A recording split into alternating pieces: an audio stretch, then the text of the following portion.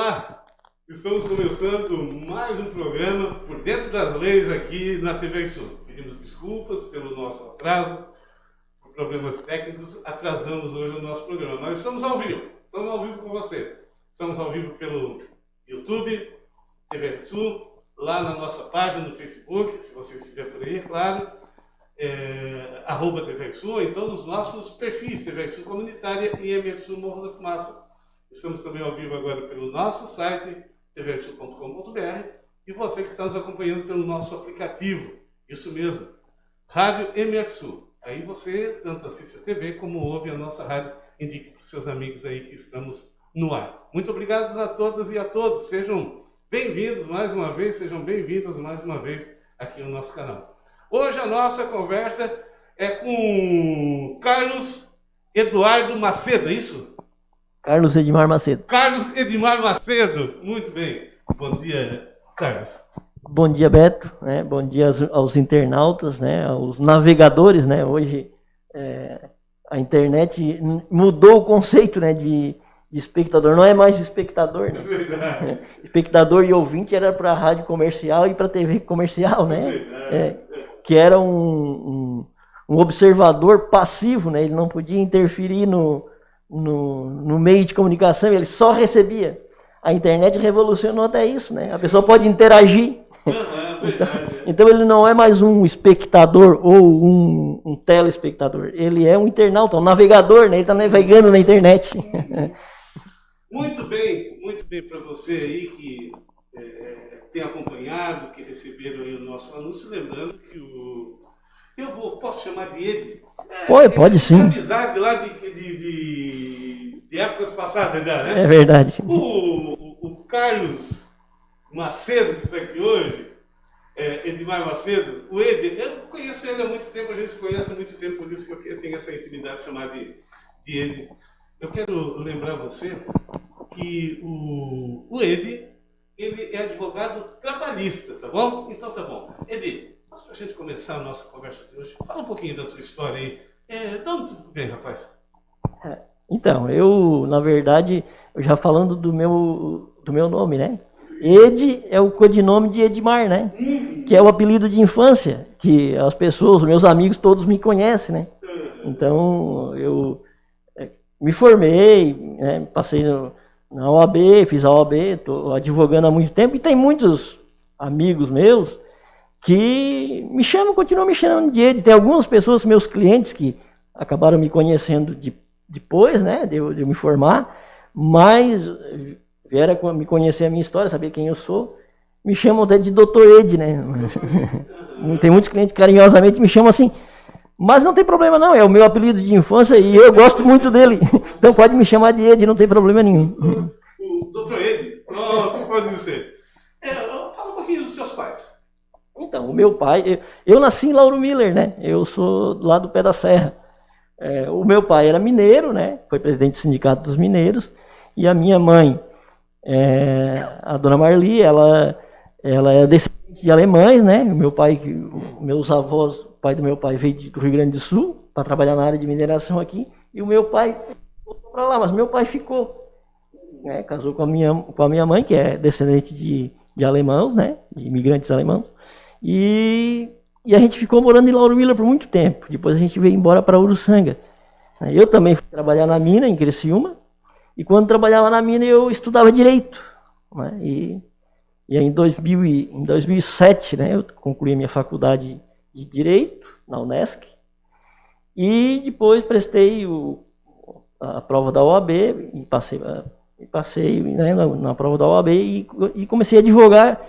E depois a gente montou uma sociedade de advogados, que é a Macedo e Sequinel Advogados, né? Tem outro colega meu que trabalha junto comigo também, né? O Dr. Márcio. E a gente está até hoje aí, nessa luta. E hoje, né, claro, além de ser advogado, eu estou cursando Ciências Biológicas na UNESP, né? Estou fazendo Biologia, estou na 6ª fase do curso de Biologia. Estudar sempre é bom para quem gosta, né? É uma maravilha, né? O conhecimento não tem dinheiro que pague o conhecimento. É uma maravilha. E hoje em dia, essa tecnologia, com toda essa informação, né? Não dá desperdiçar o conhecimento.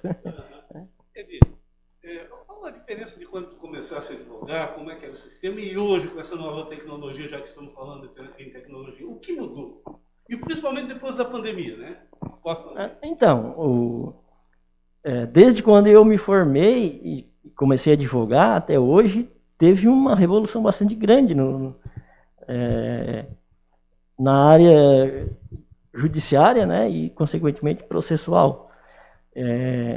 Quando eu comecei a advogar, os processos ainda eram de papel, né? Não existia mais máquina de datilografar, né? Já existia o computador, tudo mais, quando eu comecei a advogar. A internet já existia.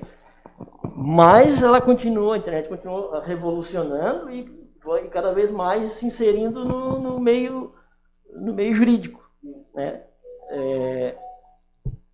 Antes da pandemia, o tribunal aqui, os tribunais, né, do trabalho e a justiça estadual também, federal, ela já vinha informatizando todo o processo, né? Eu no começo mesmo, quando eu comecei a advogar, o processo ainda era protocolado lá na distribuição de papel, né? Uma açãozinha de papel, um processo, uma ação inicial. E ela protocolava na distribuição, levava um carimbo, né? Pouquinho tempo depois, já foi instituído, foi instalado aí o processo virtual, né? E aí a gente fazia o processo todo e protocolava na justiça por meio da internet mesmo, virtual. Agora, só para complementar. Desculpa, eu achei que tinha... Não, continuou. Continuou. Porque depois, inclusive, a justiça do trabalho, né, que é onde eu mais atuo, a gente atua na civil também, mas na justiça do trabalho ela mudou de novo. Mudou de novo, que aí foi o PJE. Que aí foi mais tecnologia ainda, né? Porque antes ainda a gente protocolava a inicial pela internet, né? E ia lá e levava as provas, né? A documentação toda em papel. Aí depois veio o PJE. O PJE daí então acabou, não tem mais papel. É tudo em PDF. A gente faz todo o processo, monta todo o processo, escaneia toda a documentação do cliente, né? E monta o processo em PDF, né? E protocola o processo em PDF com todas as provas, com toda a documentação e passa a acompanhar o processo pela internet, tudo, não tem mais papel. Depois da pandemia, então, agora a gente está fazendo audiências virtual, né? Então, a gente faz a audiência do nosso escritório. Não precisa sair do escritório, faz tudo pela internet. Primeiro era pelo Meet, né? Pelo Google Meet. Depois, agora mudou. Ela está fazendo agora por um outro sistema que eu não lembro agora do nome, mas está instalado já no nosso computador lá e a gente faz as audiências pela internet. O meu cliente, se ele pode até não querer, se ele não puder, ele pode acompanhar, ele recebe um link e ele faz lá do celular dele, acompanha do celular dele e eu do escritório. Mas geralmente ele vai no escritório, que daí a gente já conversa, né? E ele participa de lá, né? A conversa presencial ainda é importante, né? Uma coisa que a internet não vai substituir é o contato humano. E eu acho que nem deve.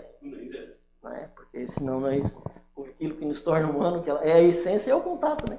A convivência, é apertar a mão. É que, por conta da pandemia, hoje está mais limitado, né? Mas o contato humano, ele nunca vai ser substituído pela internet, né?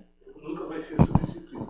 Olha, o Carlos Edmar Macedo, ele vai estar toda terceira segunda-feira do mês aqui conosco, sempre trazendo novidades para você na área trabalhista, discutindo essas questões.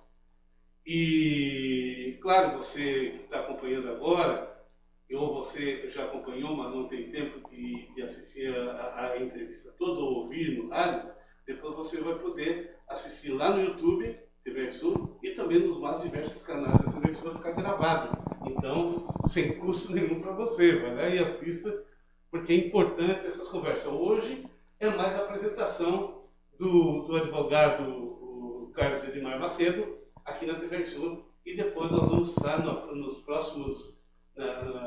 próximos programas, vamos estar trazendo as questões. Se você tiver perguntas, pode mandar escrever aí onde você estiver embaixo, ou então mandar sua pergunta para o nosso WhatsApp, o 48 99840 9752. 48 99840 9752. Você pode mandar de qualquer lugar do Brasil, porque hoje está tudo online. A gente pode atender uma pessoa, por exemplo, lá em São Paulo, né? Lá no Rio de Janeiro, né? Essa é a maravilha da internet, né? Essa é uma maravilha, né? Muito bem. Eli. Quem? Ah, Kate, aquele que está assistindo lá. Essa tu conhece, né? Conheço minha esposa. Abraço, um abraço, Kate. viu? Obrigado. Muito obrigado aí pelo carinho de estar nos assistindo. Carlos, pessoal, o mundo do trabalho ele teve uma mudança muito rápida ultimamente. Inclusive, muitos direitos trabalhistas foram tirados dos trabalhadores, né? Teve muitas dificuldades aí, principalmente agora nesse novo governo que está aí. E a gente vê que as leis trabalhistas que veio para melhorar a vida do trabalhador, parece que não foi bem isso, né, Edi? Na verdade, teve uma reforma trabalhista já em 2017, né? Com a cassação da Dilma, né? O impeachment da Dilma, entrou o Temer, né? Na verdade, a Dilma não cometeu crime nenhum, na verdade foi um golpe mesmo, né? Golpe, claro, né? Claro. Né? Hoje, reconhecidamente por grande parte da sociedade, inclusive muitas figuras do poder judiciário e, inclusive, né, da política mesmo, reconhecendo que foi, na verdade, um golpe. Até porque, se fosse comparar aquilo que disseram que a Dilma cometeu, né, se for comparar com o governo atual, a Dilma, né, é infinitamente menor, né, daquilo que ela foi acusada, na verdade, pedalada fiscal, né, que na verdade não está nem nos livros de direito, né, não existe isso. Não existe isso num código, né, de leis. Tanto é que tantos outros governos anteriores fizeram e esse atual. Mas então, também, né? a reforma trabalhista, ela na verdade não foi uma reforma, na verdade. Né? A reforma é quando tu reforma para melhorar, né? Tu vai reformar a tua casa. Quando tu vai reformar a tua casa, tu pinta, né? Tu deixa ela mais bonita, tu melhora, né? Na verdade, não houve reforma, né? Foi para suprimir direitos mesmo, é aquilo que tu falou. Mas no direito material, no direito individual das pessoas, ela mexeu pouco.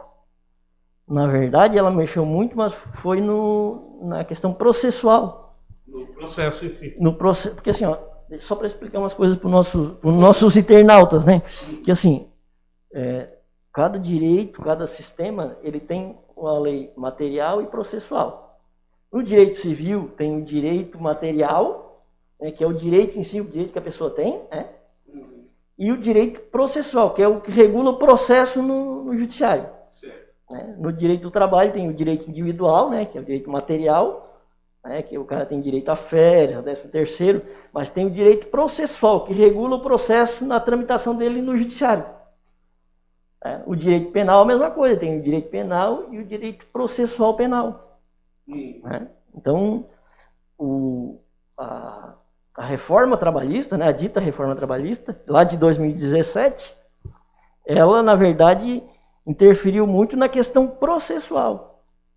Né? Que, na verdade, foi impedir, criar barreiras para que o trabalhador chegasse na ação judicial. Né, para reclamar direitos sonegados da relação trabalhista. Então, assim, uma das questões que vedou muito, né, as pessoas pensar duas vezes antes de ir na Justiça do Trabalho reclamar um direito, com relação à sucumbência, né, o risco que ela tem de pagar sucumbência para o advogado da empresa. Né, caso ela não venha a ser ganhar a ação. Isso, né? Amedronta o trabalhador. Amedronta, né? E assim, ela foi, inclusive, muitas dessas mudanças estão sendo discutidas lá no STF, porque, assim, mesmo que o trabalhador consiga a justiça gratuita na sua demanda trabalhista, se ele, por exemplo, reivindicar insalubridade e, porventura, fizer uma perícia e a perícia concluir que não tinha insalubridade, ele for sucumbente nessa demanda, ele tem que pagar o perito, inclusive. E pagar a sucumbência para o advogado da empresa já vem descontado, inclusive, daquilo que ele ganhar, que ele possivelmente ganhar na ação. Em outra parcela que ele ganhou. Não ganhou insalubridade, mas ganhou hora extra e outras coisas. Quando fizer o cálculo, já vem descontado ali. Então, assim, essa foi uma das questões da reforma que dificultou bastante para os trabalhadores ir na justiça reclamar uma parcela sonegada do seu contrato de trabalho. Então, e tem outras questões, mas a gente vai entrar especificamente. Eu até quero fazer uma proposta aqui para nós trabalhar, né? Mas a gente vai entrar em cada um desses pontos especificamente, né, com mais calma, eu espero, né, pelo menos. Edi, como é que está sendo hoje a política nacional do Brasil? Tu, como advogado, e que trabalha muito nessa área, que conhece pessoas, que debate esse assunto que é importante, tem que estar em pauta de qualquer advogado, de qualquer jurista. Como é que tu vê a conjuntura nacional nesse momento? Olha, nós estamos num momento muito delicado da nossa vida nacional. Foi eleito o presidente que reiteradamente comete crimes, né? Já cometeu diversos crimes, inclusive investe e ameaça a todo momento de uma ruptura institucional, né? E fala abertamente em fechar o STF e tudo mais. Com o presidente, a primeira-dama, os filhos, todos envolvidos em esquema de corrupção, né? Pelo menos não está provado judicialmente ainda, mas indícios, fortes indícios, né? Como a questão do cheque de 80 mil depositado na conta da primeira-dama sem uma origem, né? As rachadinhas, os laranjas, e por aí vai. A mansão do Eduardo, né? Do Eduardo Bolsonaro, que não tem... Oi? Não entendemos. Do Flávio? Não sei. É de um dos filhos lá do Bolsonaro. É de uns filhos. De um dos filhos dele. Ele tem tantos filhos lá e ele nem fala por nome. Eu não sei se é o 02 ou 03, né? Não é o nome, é por código. Então, mas que não tem... o valor pago, né? Como ele sempre viveu de política, não condiz com o salário que ele recebe, né? Então... a origem do dinheiro é duvidosa, né? Então, sem contar isso, a questão da pandemia foi um desastre, né? Morrendo 2, 3 mil pessoas por dia, é horrível. Né? Uma negação, né? Daquilo que era óbvio, que era cuidar da vacinação e fazer... tratar com responsabilidade. Um total desastre na questão da saúde pública, né? Nenhuma empatia pelo sofrimento das pessoas, né? Isso aí daí escamba aí para a esfera humana, né? Que o presidente da República, né, ainda fazer piada com o sofrimento das pessoas, eu nunca imaginei que nós ia passar por uma situação dessa. Né? E sem contar que, do ponto de vista administrativo, ele acaba sabotando, né, o país no desenvolvimento, na economia, porque briga com parceiros comerciais do Brasil, né, por questões ideológicas e muitas vezes muito mais da imaginação dele, né? É imaginário, né? Que não tem lógica na realidade, né? Então, assim, sem contar a incompetência, né? Que na verdade... O governo já está quase terminando e não começou a governar ainda. Muito bem, quero lembrar que hoje é dia de visitar o supermercado São Pedro em Morro da Fumaça.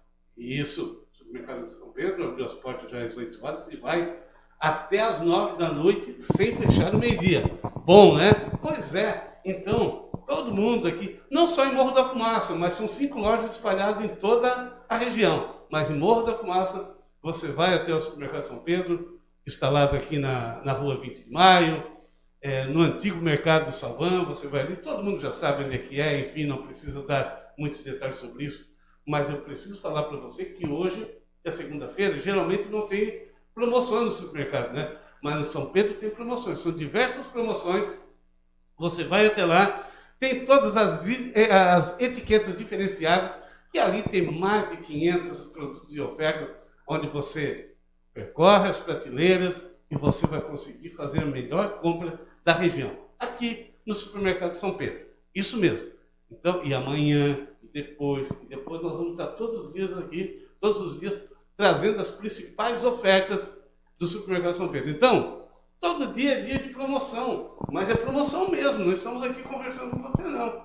Eu todo dia, como eu já fiz o meu cartão São Pedro, né? Claro, eu sou uma pessoa esperta também, já fiz o meu cartão São Pedro, então todo dia eu passo no supermercado para comprar aqueles produtos que estão em promoção. É tempo de economia, então vamos no Supermercado São Pedro. Edi, nós estamos vivendo assim, uma situação onde a fome aumenta, né? Eu estou te fazendo essas perguntas porque a gente ia trabalhar, mas hoje mais é para conhecer o teu perfil mesmo, e eu gosto muito de conversar, até porque tu é um ser político, eu te conheço há muito tempo também, né? Vem de um pai que é político também, e a situação do Brasil, ela está próxima, pessoal, nós estamos num momento próximo à eleição, mas a gente não vê sinal de melhora da economia, a gente não vê assim o governo federal se movimentar para trazer benefício para a sociedade. E, no entanto, ano que vem é um ano eleitoral, onde nós temos, inclusive, o ex-presidente Lula, que foi taxado de ladrão, de não sei o quê, hoje lidera as pesquisas. Para a gente encerrar um pouco esse ponto, como é que está fazendo a situação no ano? Então, vamos lá.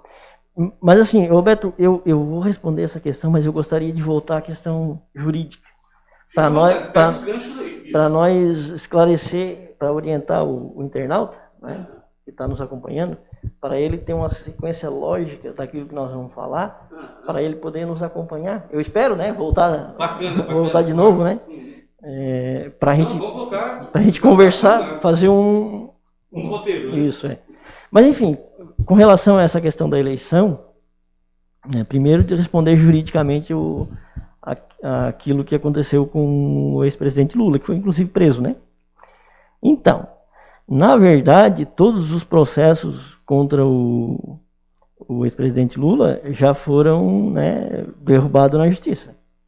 Primeiro que não tem prova nenhuma de que o Lula cometeu algum crime, né? Não existe isso. Na verdade, as provas foram forjadas, né? Tanto ficou comprovado aí com o vazamento do Intercept, né?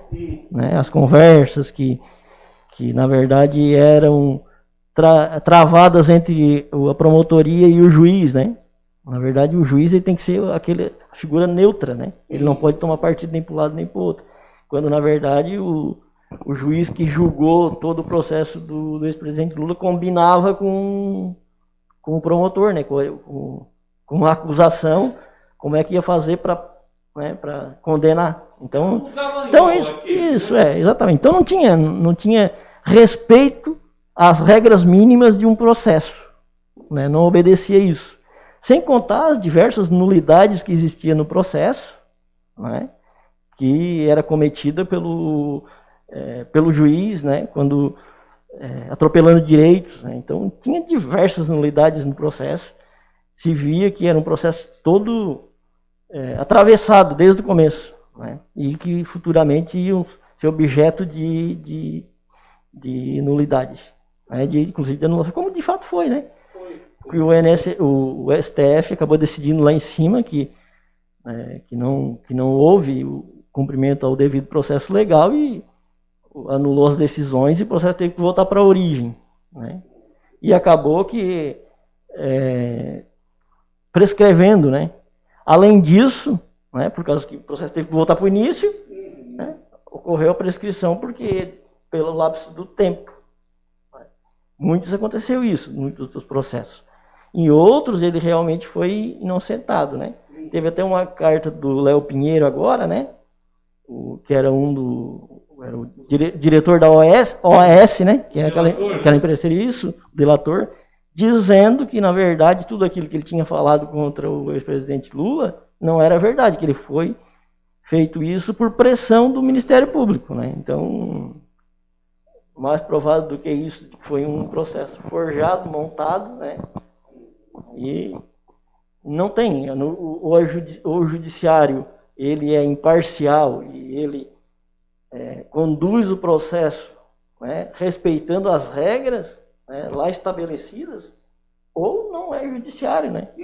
Então ele tem que obedecer isso. E isso não aconteceu nos processos do ex-presidente Lula. Teve alguns outros agora que foram... Na verdade, uma das questões bem clara era a competência para julgar os processos. Na verdade, o Moro não era nem competente para julgar o processo.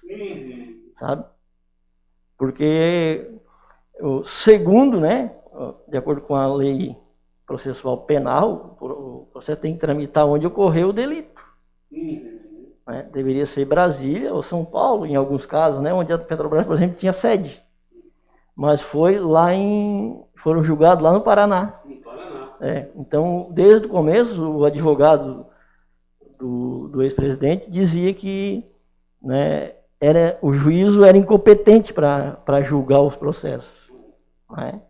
E aí agora o STF reconheceu isso, né, que ele não tinha competência para julgar, né, e também reconheceu a parcialidade do juiz, que o juiz não foi imparcial. Na verdade, ele queria que o réu fosse condenado. Então, assim, isso ocorria lá na Inquisição. Lá na Inquisição, na Idade Média, né? Então, assim, lá quem julgava fazia a denúncia também, né? E instruía todo o processo. Então, não existia um julgador imparcial. Não tinha, né?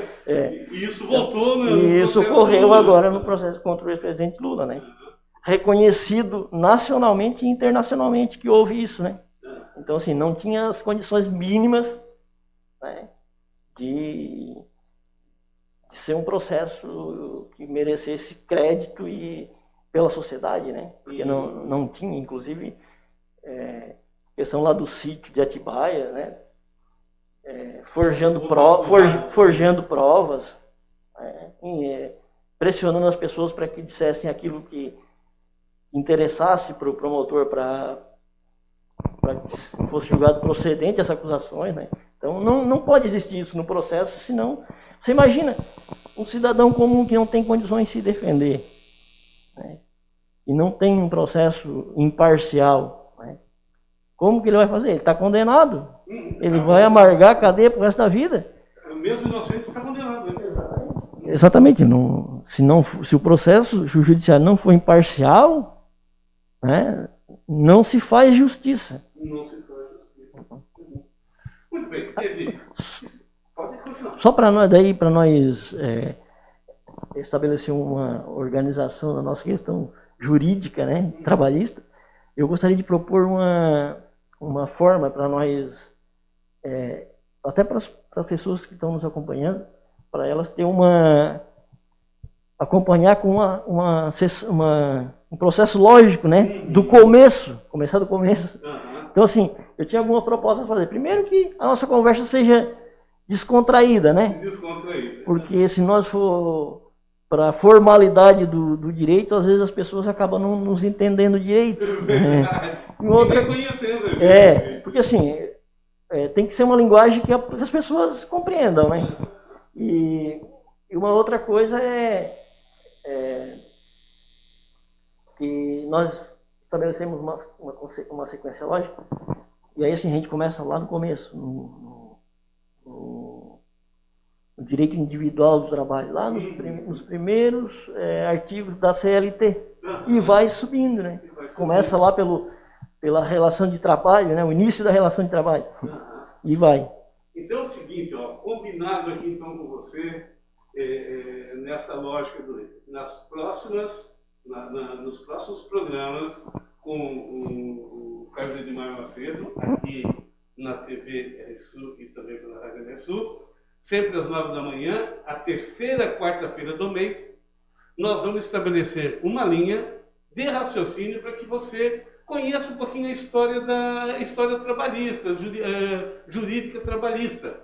E assim você vai poder estar bem por dentro das leis mesmo, né, dessa forma. Então vamos contar essa história de acordo com a proposta do Edi, a partir dos próximos programas. Fechou, Edi? Seria assim? Fechou, tranquilo. Bacana. Edi, aquilo que eu não perguntei, estamos chegando no final do nosso programa de hoje, aquilo que eu não perguntei que tu gostaria de dizer. Fica à vontade. Primeiro é desejar para as pessoas um ótimo dia e uma ótima semana, né? Nós estamos começando a semana, né?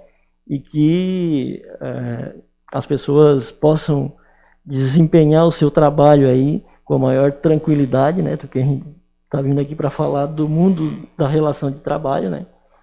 E que estamos aí também vivenciando um processo pré-eleitoral, né?